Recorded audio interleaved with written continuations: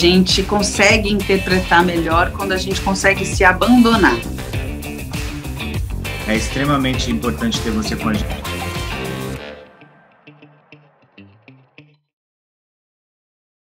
No seu processo com os personagens que você faz na sua carreira, todas as mulheres que você já fez, você acha que você carrega um pouquinho delas? Você empresta um pouquinho da personalidade da Paola? Como que é esse processo na construção das suas personagens? Não tem como não carregar elas um pouco e emprestar um pouco de mim. Eu acredito que o ator, tudo passa por mim, né? Pela minha interpretação, interpretação de tudo, de caráter daquela personagem, de como ela vai ser fisicamente. Então, assim, tem a minha imagem daquilo. Então, e a gente é o que a gente vive, né? Assim, então, às vezes, eu não vivi determinada coisa, mas eu procurei essas informações, eu procurei captar de quem viveu. Então, assim, elas passam por mim, então eu empresto sim. E as pessoas falam assim, mas aí você vai fazer uma vilã, você empresta também, né? O bem e o mal, a polaridade de novo. Sim, todos nós temos, né, esse movimento dentro da gente, do que é bom, do que é ruim. A gente sabe e a gente escolhe um caminho para seguir, mas a gente sabe qual é o outro lado. Então, também passam por mim. Você não vai fazer a pergunta que você sempre faz, de curiosidade? Então, estava pensando se eu faria essa pergunta. É que eu sempre pergunto para todos os atores, assim, é uma curiosidade que eu tenho muito, assim, porque quando você está interpretando, eu pergunto para todos, quando você está em cena, você consegue desligar na sua cabeça, você é a Paola interpretando aquele personagem, falando um texto, ou você realmente se apropria do que você está falando e você acredita que você é aquela pessoa? Até quando você sai de cena, você fica meio... Você tem que voltar para você. Como que é para você, atriz, isso? Assim, você sai de você ou você continua você sabendo o que você está fazendo? Menina, é engraçada essa pergunta, né? Porque eu tô lá, sou eu que estou falando, sou eu que sei o texto, então existe uma parte de mim que está consciente. Mas eu acredito, e assim eu lido com o meu trabalho, que a gente consegue interpretar melhor quando a gente consegue se abandonar. Quando a Paola é abandonada, assim, sabe? Quando a gente consegue tirar as nossas características, o meu tom de voz, os meus trejeitos. Então, quando eu consigo abandonar isso, é que eu consigo realmente interpretar essa outra pessoa. Tanto é que, na maioria das vezes, quando eu estou fazendo, por exemplo, uma novela, que é mais longo, né? A gente acaba trazendo, faz ao contrário, traz assim para a vida uma característica da personagem. Entendi. Porque essa que está sendo batida várias vezes na mesma tecla, assim. Nesse momento eu fico um pouco abandonada. A única coisa que não me faz esquecer é porque a gente tem uma vida fora, né? Aí tem entrevista e tudo. Aí me perguntam, né, sobre coisas minhas. Eu falo, peraí, deixa eu pensar. Deixa eu voltar para a minha Paola vida. fica um pouco... só um minuto, deixa eu conectar a Paola aqui. Mas tem isso, existe até o movimento de trazer um pouco do que é personagem para a vida, perceber isso, dar uma dominada, né, para as coisas não ficarem muito emboladas. Mas na minha cabeça existe essa separação. Principalmente porque nem tudo que se fala durante uma, né, interpretação, mesmo que seja de novela, que é realista, imagina, você vai fazer Shakespeare, não pode ser eu, né? Não teria essa... Então, mesmo quando num movimento mais naturalista, como é a novela, ou um cinema, nem tudo que se fala, eu falaria. Então, eu preciso colocar em outro lugar para eu conseguir falar com verdade, senão a gente critica, aí não dá certo.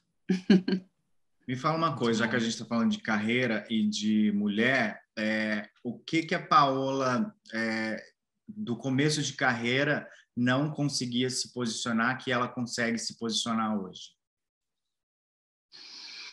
Posicionar? Mais uma vez, acho que eu vou voltar mais uma vez na criação. Eu tive uma criação que foi... E, assim, não estou de maneira nenhuma criticando os meus pais, porque eu acho que eles fazem o que eles podem fazer, o que eles sabem fazer, eles fazem o melhor, né? Todos os pais fazem o melhor que eles podem. Mas eu agora consigo enxergar que eu tive uma criação realmente para não me posicionar muito, para não ter muita opinião, para ser comedida, para ser calada, para ouvir mais do que falar. Então, eu acho que eu não era muito de me posicionar, de ter. Na verdade, eu sempre fui, porque eu sempre fui bocuda. Ariana. Eu sempre falei, nunca consegui.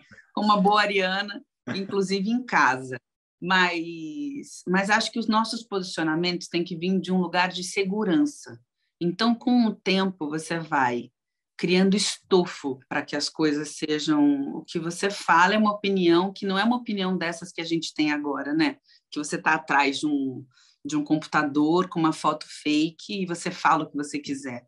Ainda mais na minha posição, eu tenho que me posicionar falando a real. Como um bom ariano, eu gosto de argumentos, então assim, eu preciso ter bons argumentos quando eu me posiciono. Então, eu acho que eu já fui mais de observar por conta das coisas que eu aprendi, até achar um ponto que eu falei, não acho que é isso. E assim, na vida, com outras pessoas, no trabalho, é difícil posicionar no trabalho também. Eu venho de um lugar onde você tem muitas referências para seguir. Eu tenho um diretor, eu tenho um autor, eu tenho um monte de coisa. Eu tenho um colega, por exemplo, que tem a opinião dele. Então, assim, você precisa estar muito certa, né? Muito segura do que você está falando para você se posicionar. Então, acho que o que aconteceu foi isso. Não sei se tem um assunto específico, mas tem um lugar de me posicionar agora com mais clareza e com uma... Não de agora, a gente já faz, mas agora com esse advento das redes sociais, fica um pouco mais claro. E mais fácil também, né? Que também quando alguém inventa alguma coisa, fica mais fácil da gente se posicionar também e dizer o que é real. Eu acho que as redes sociais também ajudam muito nesse lugar, né? De dar voz para uma pessoa pública se posicionar no que é verdade ou no que é mentira, né? Também. Quem é sua mulher se posicionar sem intermediários, né? Sim, sim. Se posicionar sem intermediários. Diga, amor. Sim, que é a sua voz mesmo, é o que você quer falar, é o que você quer dizer. É não ter ninguém falando por você, que eu acho que é e antigamente não tinha muito isso, né? Antigamente tinha um porta-voz, ou nem chegava no porta-voz, era o que a revista queria publicar, e é isso. Exato. Falando de inspiração aqui, quem é a mulher inspiração para você na sua vida? Eu tenho um probleminha com essas coisas assim. Fala o seu melhor, o filme da sua vida, a viagem mais linda, a mulher. Aí eu já me confundo toda. Porque Pode ser as mulheres. Sabe, eu sou uma pessoa muito... Eu me inspiro com as pessoas. Apesar, mais uma vez, da gente falar que o momento, às vezes, a gente se decepciona com elas, mas eu me inspiro, assim, eu me encanto. Então, fora as mulheres que eu tenho na minha vida, que são mulheres muito, muito fortes, as minhas avós, que criaram filhos, umas 6, outras 7 filhos, e vieram, a minha avó, por parte do meu pai, veio do Nordeste e ficou aqui, né, e fez tudo que fez, conseguiu completar o ciclo dela. A minha mãe, que também criou 3 filhos, e depois que a gente estava criada, ela se formou em medicina, então, assim, estudou, batalhou, fez o que ela queria fora do tempo, como as mulheres, né? Elas vêm aí de uma batalha de tempo demorado para conquistar as coisas, então eu sou muito admiradora dessas mulheres, das mulheres que estão em torno de mim, sabe? E das grandes mulheres, menina, nem sei. A gente tem coisas tão incríveis, a gente tem a Djamila. Eu estou falando das pessoas que vêm agora na minha cabeça, né? Que são pessoas que estão frescas, assim. A Djamila, que fala como foi, que as pessoas falaram dela, né? Que não achavam que ela podia fazer, que ela não podia ter escrito um texto, ela fala uma coisa, não, mas foi você que escreveu, assim. Esse tipo de coisa me deixa muito mexida. A Maria da Penha, gente que passou por uma coisa que eu nem sei, que para mim é um assunto que me machuca muito, a violência contra a mulher. Então, assim, ela fez disso, transformou, fala hoje abertamente. São muitas, são as que fazem lei, são as que estão na política, sabe? Essas transformadoras, e são muitas. E me fala... Essas atletas, eu vou falar das atletas Maravilhosas agora, que a gente demais, acabou de ver. A gente recebeu, eu não sei exatamente, mas quando eu vi, tinha assim, metade das medalhas que a gente tinha recebido eram de mulheres, entendeu? Eram de mulheres. Todas essas são inspiradoras para mim, todas essas. E uma mulher da história que você sentaria para tomar uma cachaça, quem seria? Menino, eu sou muito apaixonada por Joana d'Arc, né? Mas eu não sei se ela é muito... Nossa, ia ser maravilhoso. Maravilhoso tomar uma cachaça com Joana d'Arc. Ia Ia ser maravilhoso. Não sei, ela é danada, né? Devem ter várias outras, mas me vem ela na cabeça, porque muito jovem, muito brava, muito à frente de tudo e que padeceu por isso. Acho que eu tomaria para ouvir mais histórias dela e ver o que se passava ali, qual que era né, para onde ela se encaminhava, assim, mas os pensamentos dela mesmo, numa cachaça, acho que eu ia gostar. Maravilhoso. Bom, para a gente terminar nossa conversa, eu queria que você dissesse para a gente qual a sua lembrança mais valiosa, assim, se você fechasse o olho e pudesse pintar um quadro, assim, que imagem seria, assim, que lembrança seria essa? Lá vem eles com essas imagens únicas, oh meu Deus. Ai, uma imagem. Vocês têm uma imagem? Eu vou perguntar. Eu tenho. Vocês têm? Eu tenho.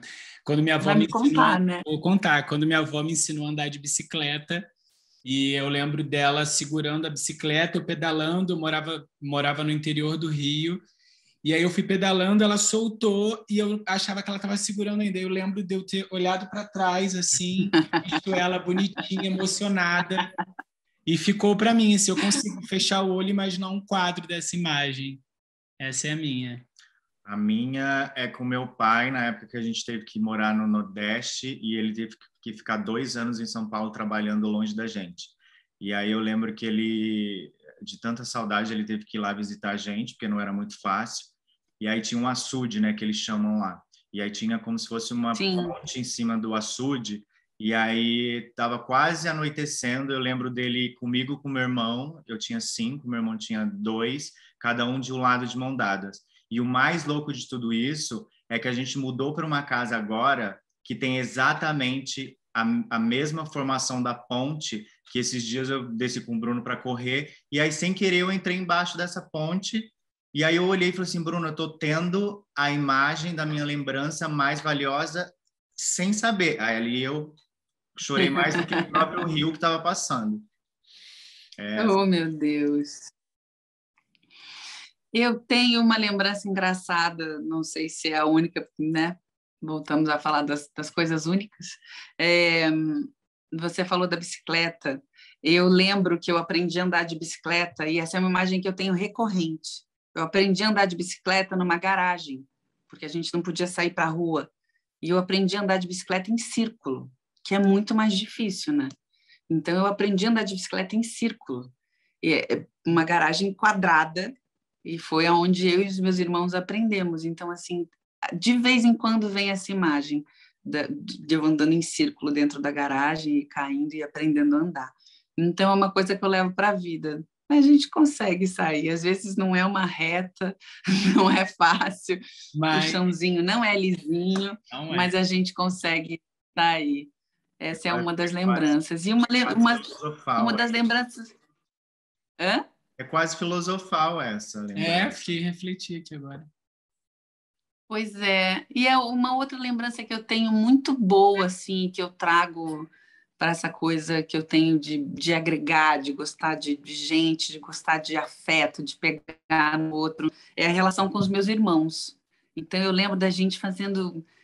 a gente falava que era brincar de bolinho, né? Então, pulava um em cima do outro, assim, e era confusão, e daí mesmo a gente brigava, se batia, depois estava se abraçando de novo.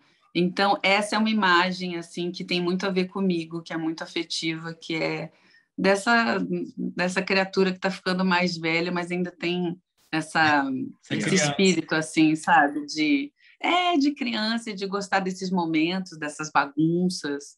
E eu acho que isso que é o bom da vida. A gente amou. Amamos tudo. Obrigado por você ter participado aqui do Seja Seu. A gente ficou muito feliz e honrado de tê-la aqui com a gente. É sempre bom ter você com a gente, porque você é uma pessoa muito sensível, que a gente tem uma admiração, e você sabe disso. Obrigada, amor. E nesse primeiro momento, né, do Seja Seu, que ele está mostrando para o que veio, é extremamente importante ter você com a gente, e é extremamente importante ter esse assunto com a gente. Então, obrigado. Muito obrigado. Eu que agradeço. Agradeço de vocês terem permitido que a gente falasse um pouco sobre esse assunto que é tão importante, né? Ser mulher e feminismo e tudo, que não é um assunto de agora, é um assunto de sempre. De sempre. É importante que as pessoas saibam que é um assunto que sempre existiu. Verdade. Ele está mais presente, que bom, mas ele sempre existiu. Que as pessoas possam olhar para trás e ver e se agradarem nossa, agradecer todos os dias pelas conquistas de todas que já passaram, né? Para que a gente possa estar aqui hoje, como eu falei, vivendo um tempo melhor, por mais que não pareça, mas ainda é um tempo melhor, que cada data, que cada mulher, que cada uma delas seja lembrada por nós sempre que a gente puder. Eu amei esse papo, tá bom? Muito obrigado por ser essa mulher incrível aqui pra gente. Amor, beijos. Beijo. Tchau. Tchau.